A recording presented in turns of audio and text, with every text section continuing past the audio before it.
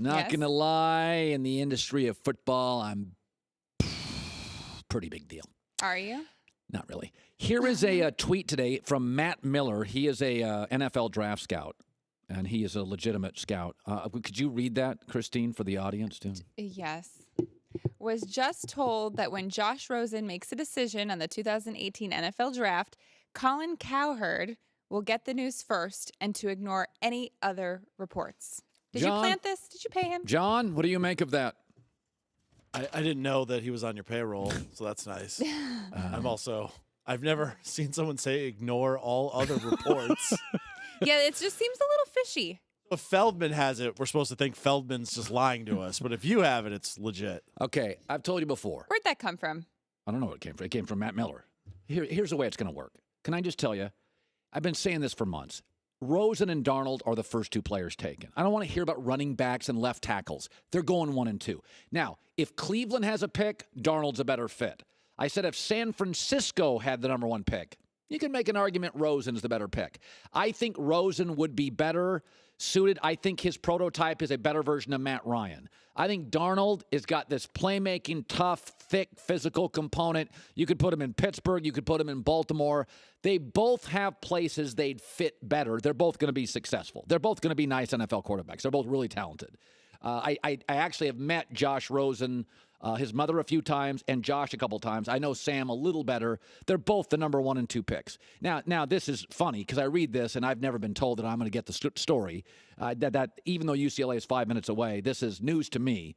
But they're going to go number 1 and 2 in the draft. You're going to read a bunch of these dumb mock drafts.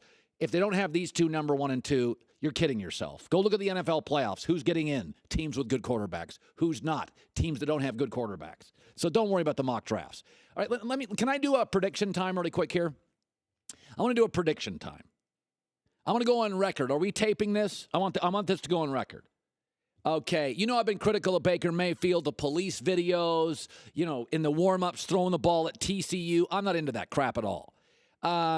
Right now, I'm going to make a prediction what's going to happen to Baker Mayfield. I'm going to go on record. I didn't like Vince Young. I didn't like Tebow. I didn't like Johnny Manziel. I wouldn't draft those guys. I would draft Baker Mayfield if he was available in the 3rd, 4th, 5th round. I do think there is an NFL quality to him. He's a playmaker.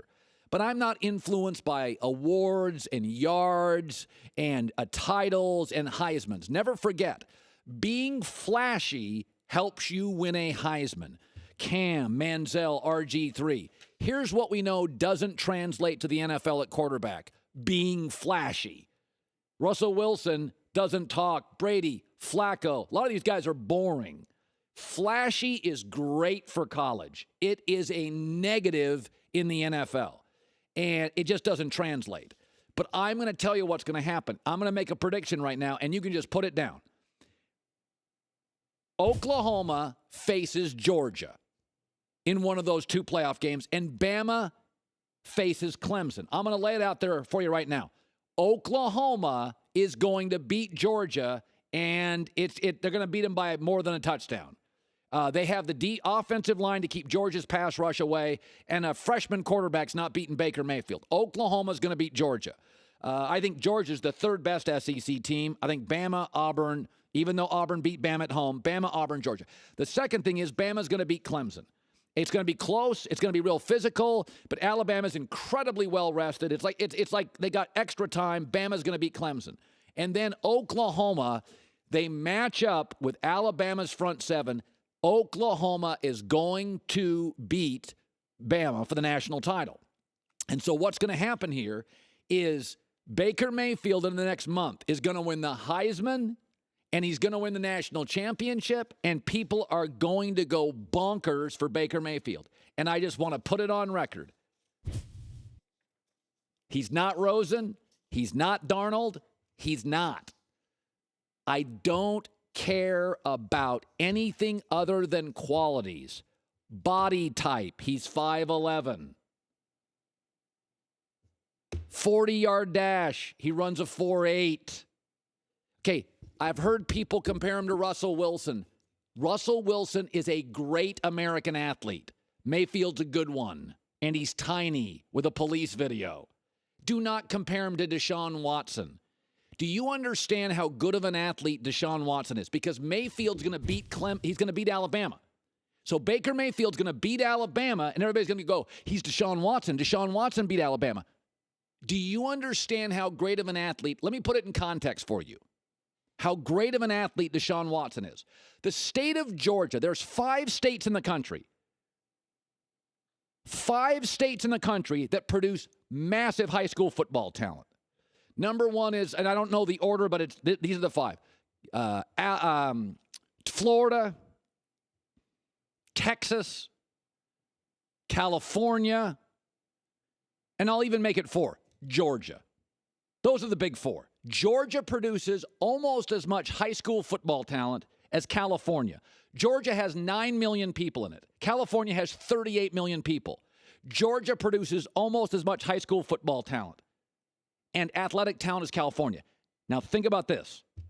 Do you know who won